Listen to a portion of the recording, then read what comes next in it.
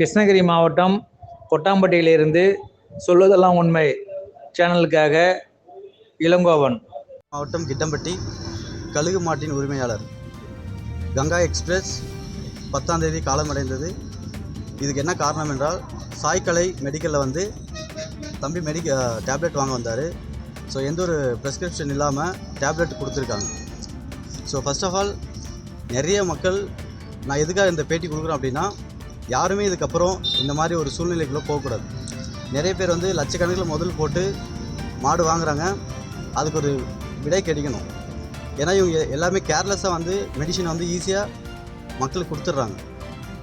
மெயினாக ரீசன் என்னென்னா, ஸோ நமக்கு அந்த மாடு சரியாகணுன்றதுனால ஸோ பயந்து டேப்லெட் வாங்குகிறோம்.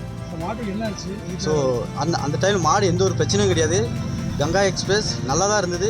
அதுக்கு முன்னாடி 1 வீக் முன்னாடி தெருவுக்கு போயிட்டு தான் வந்துச்சு. 3rd price அடிச்சுது. பட் வீட்டுக்கு வந்ததுக்கப்புறம் சரியாக இருந்தது. சின்ன புண்ணு தான் மெடிக்கலில் டேப்லெட் கேட்ட உடனே அவங்க தேவையில்லாத டேப்லெட்ஸ், பாடி பெயின், ஃபீவர், காய்ச்சல் டேப்லெட், தேவையில்லாதெல்லாம் டேப்லெட் கொடுத்து 16 மாத்திரை கொடுத்தாங்க. 16 டேப்லெட்டில் ஒரு வேலைக்கு 8 மாத்திரை போட சொல்லி 2 வேலையிலேயே மாடு காலியாச்சு.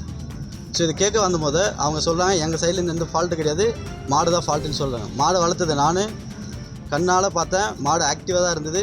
நெக்ஸ்ட் வீக் நான் தெருவில் போகிறது ரெடி பண்ணி வச்சுருந்தேன். மாடு உடம்பு சரியில்லாமல் 1 வாரம் 2 வாரம் இருந்தாலும் நான் ஒத்துக்கிறேன்.